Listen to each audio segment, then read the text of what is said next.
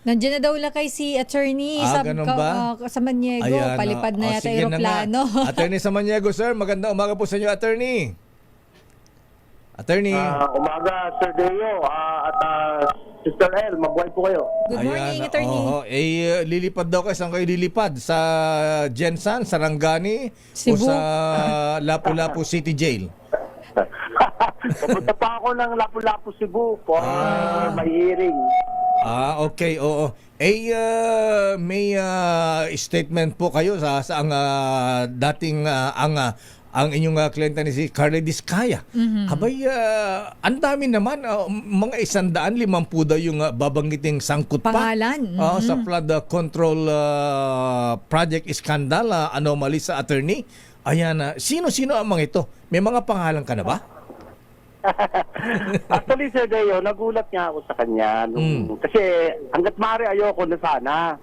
Kaya lang, ang sabi niya kasi, dahil sa tagal niyang nakakulong sa Senate, nare-recall niya halos lahat ng mga naging transaksyon. So ang sabi niya sa akin is, pangangalanan ko sila, ganun din lang naman, wala namang nangyari dun sa Senado. Sabi niya, di pangalanan na lahat, damay-damay na. Yun ang sabi niya sa akin. Pinipigil ko nga pero sabi niya, in due time, papangalanan ko yung mga yan, sabi niya. Pero attorney, baka naman katulad ng mga Maleta Boys daw na may supporting evidence ba? May ebidensya ba? May blue book ba siya? Ayan. May mga video ba siya? Ayan. May recording ba siya? Documented ba? Na magsusupport dun sa statement. Tinanong ko rin mo sa kanya yan, pero kagaya ng sinabi niya, kagaya rin nung nauna na may mga ledger. Ledger. May ledger. Anong date yan since anong area na attorney? Hindi ko pa ho nakikita, Sir Deo, pero parang yung nauna po na sa 17 pinangalanan niya, 8 po yung naibigay namin kasi gahol kami ng oras noon Pero meron talaga siyang ledger. Ano yan? Pero ano ba yan? Ano ang weight niyan as evidence kung ledger lang? Baka sabihin, gawa-gawa lang yung ledger na yan. Ayan, oo. Ang sabi niya sa akin, Sir Deo, may mga picture din daw kung kailan sila nag-meet. Kaya nung nakaraan din, may mga picture din na ipinakita. Kaya lang, pinipigil ko nga po na wag nang ilabas. Sabi niya, ganun din, nakulong din naman ako. So, pero ganito yung ginawa sa akin, idamay ko na sila lahat.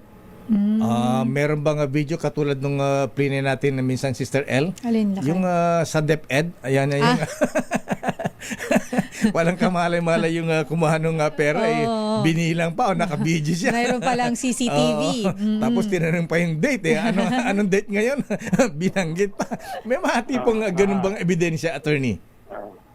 Alam mo, Sir Deo, may share ko lang Opo. Nung Sunday, before nang makuha siya ng Monday, excited siyang lumabas ng Sunday. Hindi ko alam kung bakit. Saka nung dumating siya doon sa Provincial City Jail, para siyang iba yung aura niya si Sir Curly. Parang siyang nakahulagpos sa hawla daw. Siyempre kasi naman siyempre tagal niya nakakulong 9 dun months ba sa Senado? Mag-isa, parang solitary confinement yan. Ngayon may makasama siyang makakosa sa oblo. Ayan, may makakwentuhan na siya. Hindi na siya nagsasalitang hindi na siya mag-isa. mabuburyong. Pero pinipigil ko pa rin po siyang mag-reveal ulit ng mga pangalan. Ganun po. Medyo hindi naman yata pinagtutuunan kasi ng pamahalaan yung kanyang mga nireveal nung nakaraan. Kaya pinipigil ko siya. Kaya lang, hindi ko mapipigilan yan. Kliyente yan kung anong gusto niyang mangyari. At ito lang tayo para magbigay ng legal advice. Attorney, meron bang senador, ilang senador, ilang congressman, cabinet secretaries? Dun sa 150? Dun sa 150.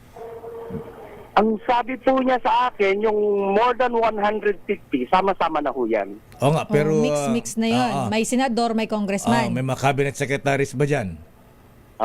Actually, Sister El, hindi ko pa ho nakikita yung sinasabi niyang listahan. Pero yun ang sinabi niya, ililista ho daw niya lahat.